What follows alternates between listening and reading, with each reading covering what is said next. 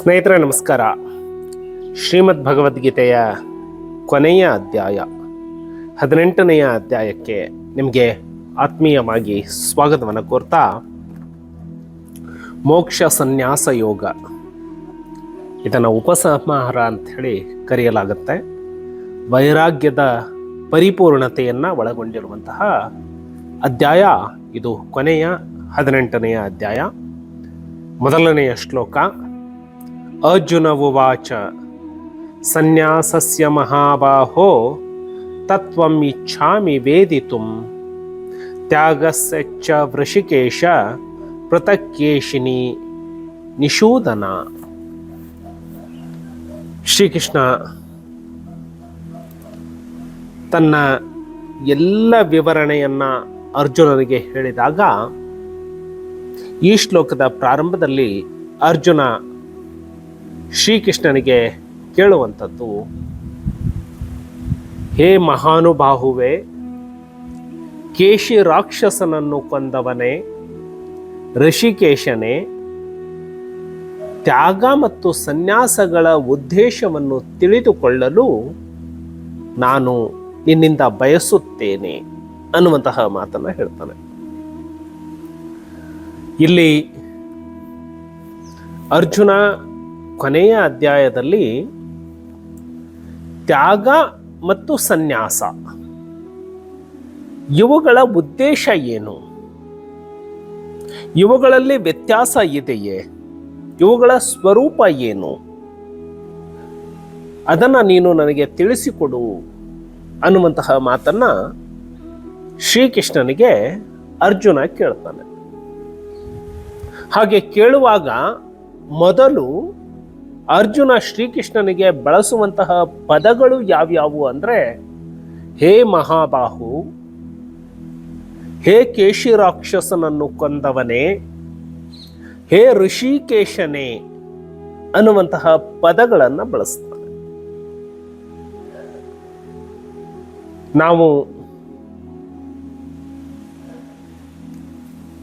ಜ್ಞಾನವನ್ನ ಬೇಡಬೇಕು ಅಂದ್ರೆ ಜ್ಞಾನಿಯ ಹತ್ರ ಹೋಗಬೇಕು. ನಾವು ಬೆಳಕನ್ನ ಬಯಸಬೇಕು ಅಂದ್ರೆ ಯಾರು ಬೆಳಕಿನಲ್ಲಿದ್ದಾರೋ ಅವರ ಹತ್ರಕ್ಕೆ ಹೋಗಬೇಕು. ನಾನು ಜ್ಞಾನವನ್ನ ಅವಿವೇಕಿಯ ಹತ್ರ ಹೋಗಿ ಪಡೆದುಕೊಳ್ಳಿಕ್ಕೆ ಸಾಧ್ಯ ಆಗೋದಿಲ್ಲ. ಅವಿವೇಕಿಯ ಹತ್ರ ಹೋಗಿ ಜ್ಞಾನವನ್ನ ನೀಡು ಅಂತ ಹೇಳಿದ್ರೆ ಆತ ಯಾವ ಜ್ಞಾನವನ್ನ ನೀಡಬಲ್ಲ? ಹಾಗೆ ಆ ವ್ಯಕ್ತಿಯೇ ಕತ್ತಲಲ್ಲಿ ಕೂತಿದ್ದಾನೆ. ಯಾರು ಕತ್ತಲಲ್ಲಿ ದಾರಿಗಾಗಿ ತಡ್ಕಾಡ್ತಾ ಇದ್ದಾನೋ ಅವನ ಹತ್ರಕ್ಕೆ ಹೋಗಿ ಬೆಳಕನ್ನ ನಾವು ನಿರೀಕ್ಷೆ ಮಾಡಲಿಕ್ಕೆ ಸಾಧ್ಯವಾ? ಇಲ್ಲಿ ಶ್ರೀಕೃಷ್ಣ ಅರ್ಜುನನಿಂದ ಕರೆಯಲ್ಪಟ್ಟಿದ್ದು ಮಹಾಬಾಹು. ಮಹಾಬಾಹು ಅಂದ್ರೆ ಶಕ್ತಿಯುಳ್ಳವನು. ಇಲ್ಲಿ ಶಕ್ತಿ ಅಂತ ಹೇಳಿದ್ರೆ ಪೈಲ್ವಾನ್ರು ಮಾತ್ರ ಶಕ್ತಿವಂತರೇ, ದೊಡ್ಡ ದೊಡ್ಡ ಮಾಂಸಖಂಡವನ್ನ ಹೊಂದಿರುವಂಥವ್ರು, ಬಾಡಿ ಬಿಲ್ಡಿಂಗ್ ಅನ್ನ ಮಾಡಿರೋರು ಮಾತ್ರ ಶಕ್ತಿವಂತರೇ.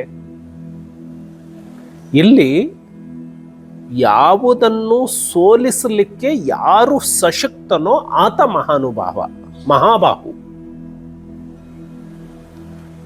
ಶ್ರೀಕೃಷ್ಣ ಆಸೆಯನ್ನ ಸೋಲಿಸಿದವನು. ಶ್ರೀಕೃಷ್ಣ ದ್ವಂದ್ವಗಳನ್ನ, ವೈರುಧ್ಯಗಳನ್ನ ಸೋಲಿಸಿದವನು. ಆ ಅರ್ಥದಲ್ಲಿ ಅರ್ಜುನ ಶ್ರೀಕೃಷ್ಣನಿಗೆ ಕರೆಯುವಂಥದ್ದು ಮಹಾಬಾಹುವೆ ಅಂತ. ಕೇಶಿ ರಾಕ್ಷಸ ಇದು ಸಂಶಯದ ಪ್ರತೀಕ. ಶ್ರೀಕೃಷ್ಣ ಆ ಸಂಶಯದ ರಾಕ್ಷಸನನ್ನ ಕೊಂದಿರ್ತಾನೆ.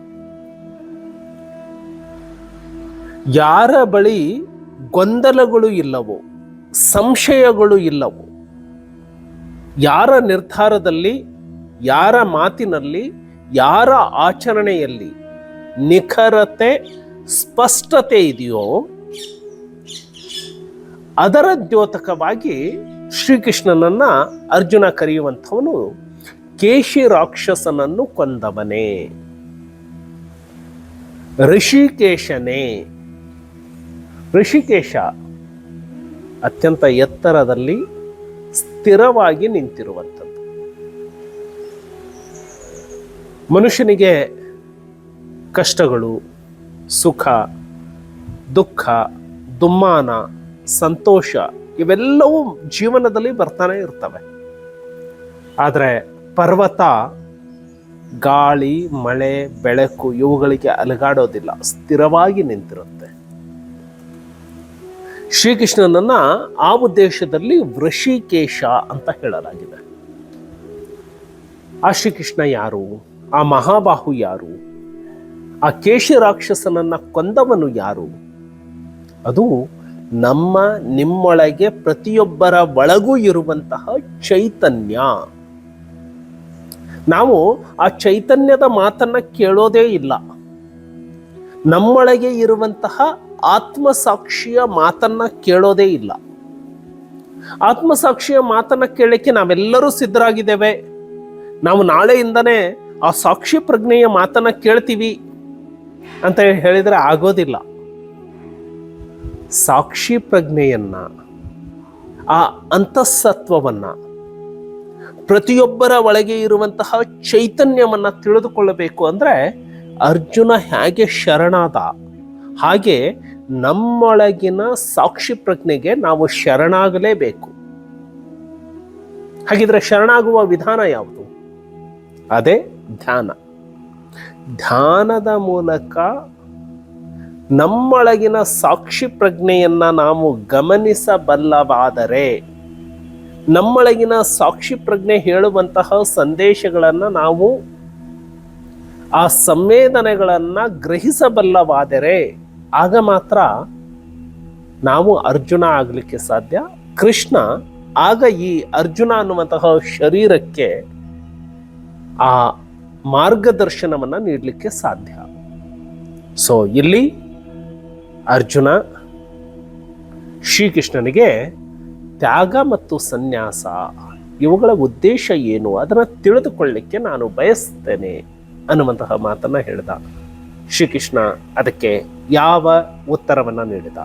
ನಾಳೆ ಮತ್ತಷ್ಟು ಚರ್ಚೆಯನ್ನ ಮಾಡೋಣ. ನಮಸ್ಕಾರ.